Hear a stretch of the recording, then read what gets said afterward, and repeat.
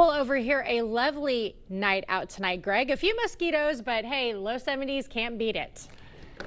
Yeah, unfortunately, it's not going to last real long. It is the middle of August, so we expect some humidity and heat to come back. We're not quite to the end of August, but at the same time, it doesn't last long either. But with this pattern change, and we're still in August, the two main threats that we typically see with this type of pattern coming up is really rounds of showers and thunderstorms come through. That means flash flooding is always an issue because you can have training over the same area, and damaging winds with these little line segments come through too. So we saw some of that last weekend. That's something we'll have to keep an eye on going Friday night through all the way through Monday night. But timing a little bit too early to really nail it down, but something to keep in mind for the weekend activities if you have any outdoors type stuff. Overall, here's the pattern right now. It's kind of a west pattern. The cooler air really is locked up to the north in Canada, but you're starting to see this heat ridge down here begin to expand a little bit, and then the storm track right here through South Dakota is starting to push a little bit further. They do tend to go to the southeast, but at the same time, it's beginning to expand. So this is going to begin to expand northward along with the storm track, and then comes the heat and the humidity behind it too. So that's what we're going to see going throughout, but not really too much tomorrow. Tomorrow's high still overall not bad. Dew points may come up a degree or two, but still low 80s, upper 70s.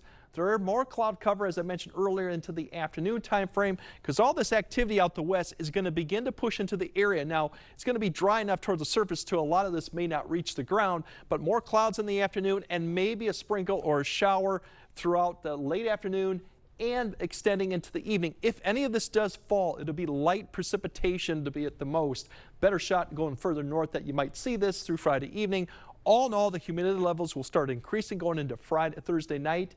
That also means we might see more showers, maybe a storm going through Thursday night, but it's not going to be anything significant yet. Now, as we go to Friday, things get a little bit dicey as we go towards the late evening and Friday night.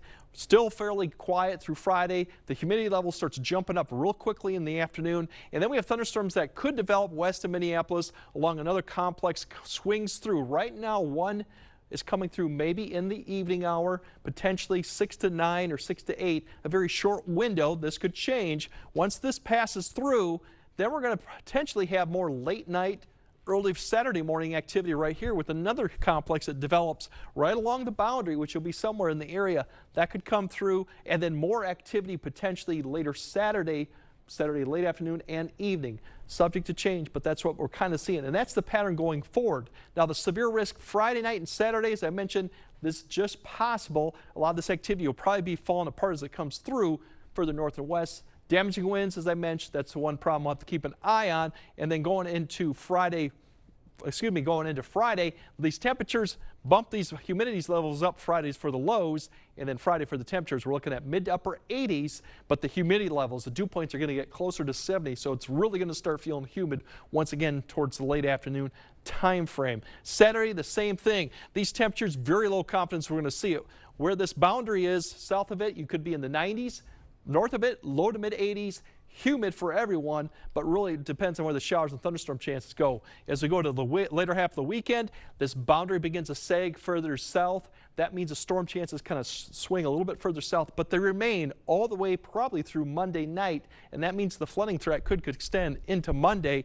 We will eventually cool down, but not till really the middle of next week, getting back to the temperatures that we kind of felt today. So enjoy tomorrow, and then get ready for a busy weekend. Once again, heat, humidity, and storm chances too. Unfortunately, it'll be like kind of a repeat of last weekend a little bit, but we could see a flooding threat we definitely have to keep an eye on. Okay, people might have to bring out the grill tomorrow night then. It'll be the last day probably you want to. It's going to be a little more iffy as we go towards If it was like tonight, you should, everyone. Exactly. All right, thank you, Greg.